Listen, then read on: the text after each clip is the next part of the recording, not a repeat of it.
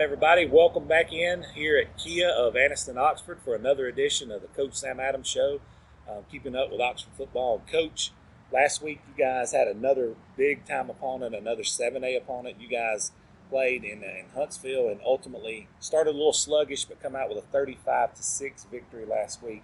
Take us back to last week and how all that transpired.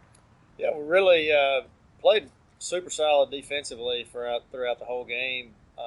We just held them to 2 field goals. I think they had another field goal attempt, maybe 2 in there, but they never really threatened to get in the end zone, all that much.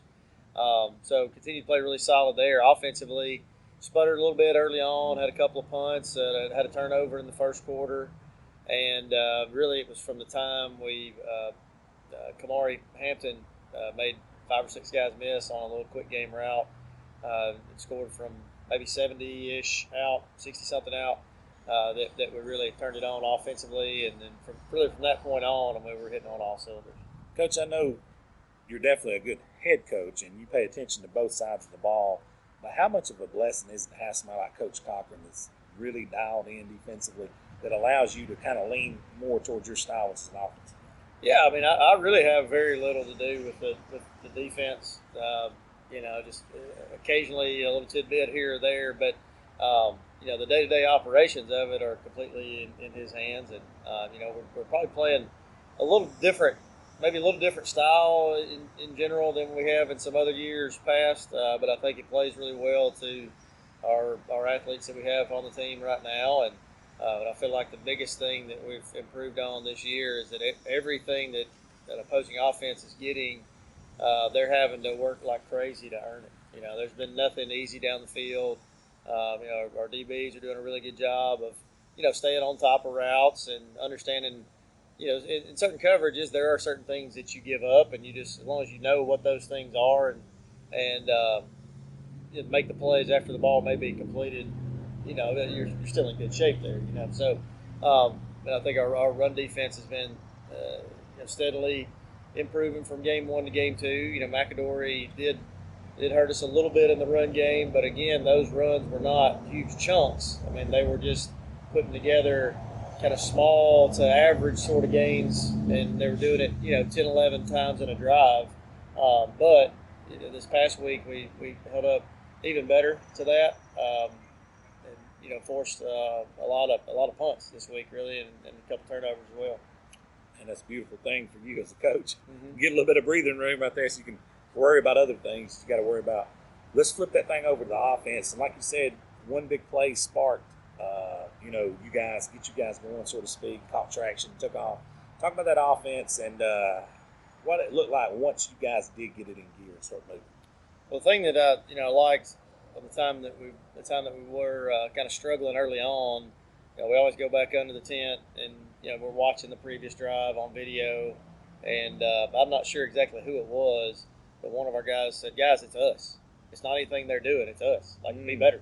And that was really it. We were able to take responsibility for it, understand that, and that's really what we preach to them all the time. I mean, it's always we obviously we like game plan for opponents and certain players if they're special and things like that, but we're always way more concerned about how well we're playing and how well we're executing the offense. And when you start hearing your players use the same kind of language, that means a lot to me as a coach. You better believe it. Player-led teams are the ones that make the deep runs. That's right. Now, this week you start region play, going up against Shades Valley, a team that Oxford has had some tremendous success against. I believe you guys are 10-1 all time against Shades Valley. None of that means nothing, though, and I know you're going to tell your guys that in the locker room. But what does mean something is you guys are going to be on the road to open up region play. Talk about the challenges of going on the road for a first region game, and now you guys have, I don't think there's any question about it, people's going to have you guys circled this year as a serious threat. Yeah, this will, luckily, I mean, this will really be our third road trip. You know, we did have the Jamboree up to Fort Payne. We had the trip over to McAdory, which was, you know, maybe almost double the distance of this one, give or take, you know, once you account traffic and all that. So the good thing about going to Shades Valley, I mean, for us, it's only about 40 minutes, 45 minutes. And where we are geographically located, that's about as close as it gets. You know, unless you're going to maybe Pell City, that's about as close as it gets for us for any kind of region opponent. You know, our guys know the routine on that. It does change a little bit of your Friday afternoon kind of plans, but you know, bigger than that, I mean, Shades Valley's they're a more than formidable opponent. Yes. Yeah, they're 1-1 right now. They saw great improvements from the loss they took against Stanhope Elmore in the first game of the season to their win over Fairfield last week. So I mean, they've definitely got our full attention, and they're plenty good enough to beat us if we don't play our best.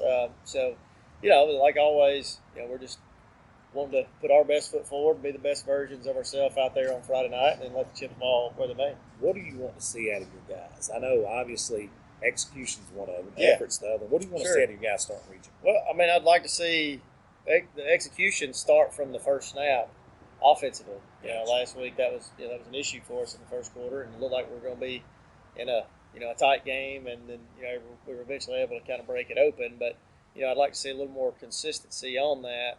Because playing some teams, Huntsville is a good team, but some other teams on our schedule, if we wait until the second quarter starts to really start playing well, then it may be too late at that point. So, like to see that, and really defensively, I think we did a lot of great things last week. I mean, we had maybe just one unforced penalty, two actually unforced penalties on the defense. So, clean some little things up like that where they're not able to extend drives and force those guys to be on the field any longer than they have to be.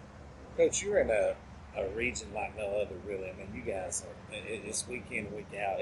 And the quote-unquote down teams, or whatever the average fan would like to call them, are still really good football teams. Yeah. Talk about the difficulties, not only in 6A North, but 6A in this region that you guys are in.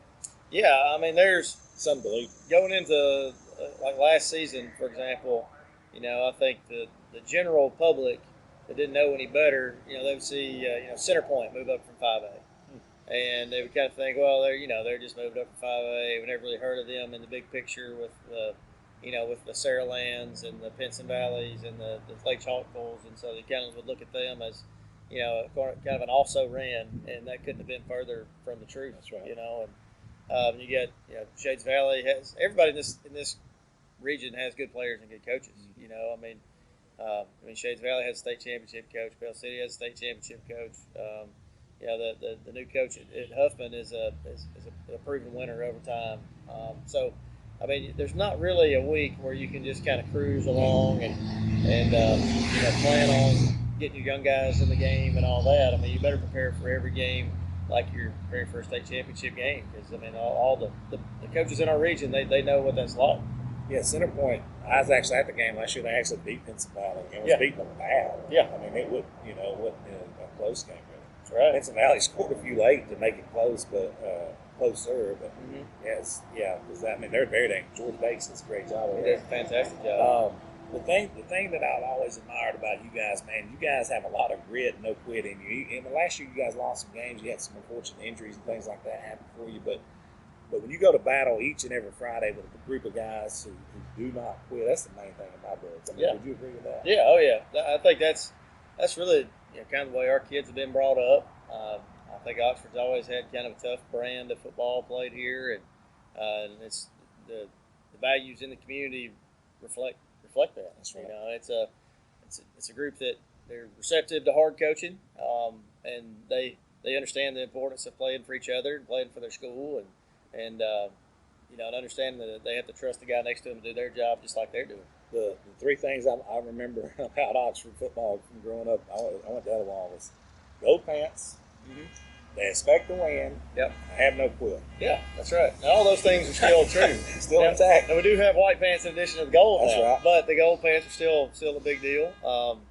And I think all the other characteristics that you named are still true now and will still be true 100 years from now. That's right. Well, Coach, I really appreciate you. Before we shut this thing down, I just want some overall thoughts, man, of the program and the team at this point in the season. Well, we're definitely excited about where we are. I mean, there's tons of teams out there in state that would kill to be 2-0 right now, and That's right. that is an accomplishment in itself.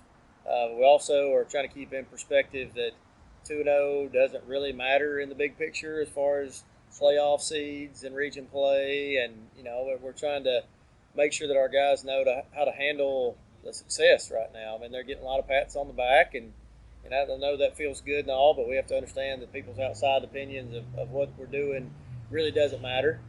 If their opinions are positive, that's fantastic, feels good, but it really doesn't matter. And then how it goes in this sport. If we don't play so well a couple times out, those opinions will get different, and those opinions still don't matter at that point either. So we're just focused on trying to be the best team that we can be and make steady improvement week to week. So by playoff time, we're playing our best football. I mean, like you said, the opinions, a lot of times they can harm people. Oh yeah, even the positive ones, because they think they've arrived. That's right. They look at Dabo Swinney last night, like happened to Clemson. Yeah, and now he's not a good coach all of a sudden. That's right. And I'm like, what? I mean, yeah, he lost a bad game on national TV last night, but he's not a good coach no more. I mean, big headlines, Feinbaum, his dynasty's over. I'm thinking, come on, bro. Like, anyways. Come on, man. But Coach, I appreciate you sitting in with us, and we'll be back here next week at Kia of Anniston, Oxford, for another edition of the Sam Adams Show. Thank you very much.